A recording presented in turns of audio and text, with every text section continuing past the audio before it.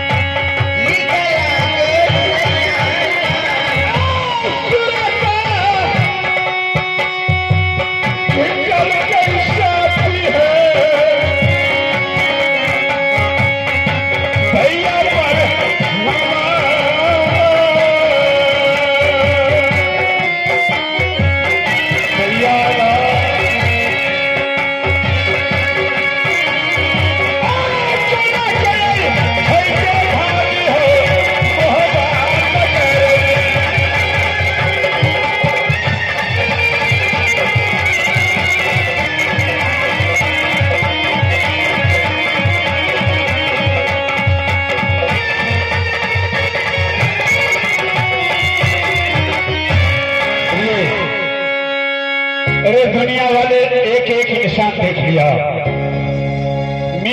इसमें मेरा कोई दोष नहीं एक फल के कारण मेरा बेटा को पिटाई हुआ मेरे घर वाली 2-4 गाली दिया इंदर कुमार को इसी के चलते भाभी ने घर वाली धक्का दे करके घर से बेघर कर दिया मौका में मेरा कोई अधिकार नहीं रहने दिया मैंने भाभी को बचन को मान करके घर से बेघर हो गया मगर याद काफी सताता है भैया अरे एक साथ भाई सोहतर के साथ रहते थे जीवन को बिताते थे जिस शहर में मौका खाली कर दिया भाई सोहतर से नहीं सका जाने वक्त भाई से मिल लेता तो वह भी समझता कि रुदल हमें छोड़ कर चला गया प्रिय खैर इस समय मैं क्या करूंगा अब तो मौका को छोड़ करके कर की ठोकर खा रहे न तो तन पर वस्त्र रहने दिया न पेट में दाना दिया महोबा छोड़ करके आज जंगल हुआ जंगल इस गांव में मैं तुम्हारे साथ हूं, इंद्रजीत के साथ हूं, मरने नहीं दूंगा। इतना बड़ा समाज है, मैं किसी को किसी नहीं बिगाड़ा। मैं हाथ फैलाऊंगा, भीख दुख मांग करके दोनों को जीवन बिताऊंगा। इसी जंगल में, इसी गांव में एक झोपड़ी बना देता हूं। ये झोपड़ी में मेरा आदेश है कि तुम मां बेटा बैठ जाओ। इतना बड़ा समाज के बीच मैं हाथ फैलाऊंगा, एक एक पैसा लूंगा। मैं तुम्हें जीवन को अवश्य मरने नहीं दूंगा। काहे के लिए तुम दोनों घबराती हो? अरे देखिए, समय ऐसा हो, मैं महुआ का शेर था, हमारे नाम से धरती मां का चाहती थी। आज देखिए, मैं इस गांव, ये जंगल और जंगल भीख मांगने का काम करता हूँ। तो ये मेरा आदेश है, आदेश का पालन होना चाहिए। ठीक है स्वामीनाथ, मैं आपको आदेश के अवश्य पालन करूंगी। मैं इस झोपड़ी में जा करके माँ और बेटा आराम करती हूँ। शाम सती तन पर कपड़ा छई,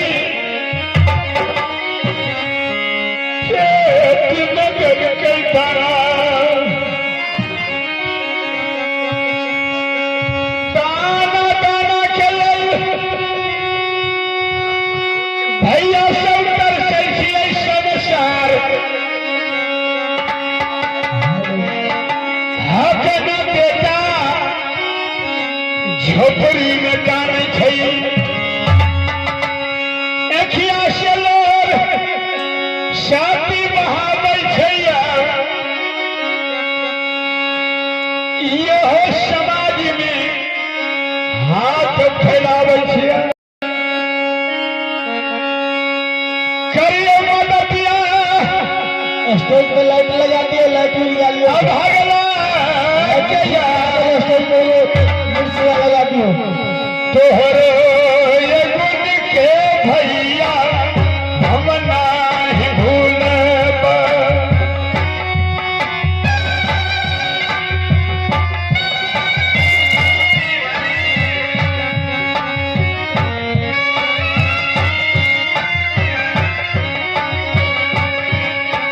भैया सुनो हो नगर के समाज, एक दुई पैसा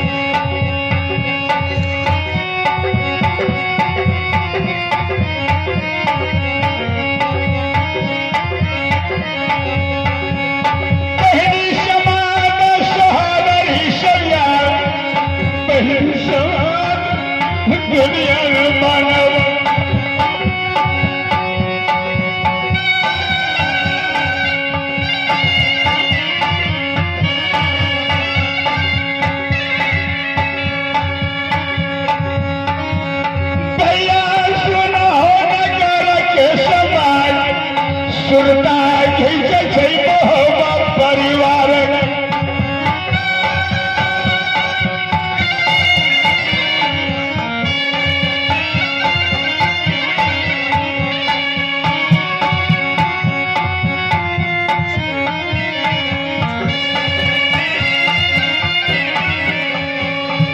कोना के छै के सहोदर हमार रुदल बिना हो जिंदा नहीं रहतै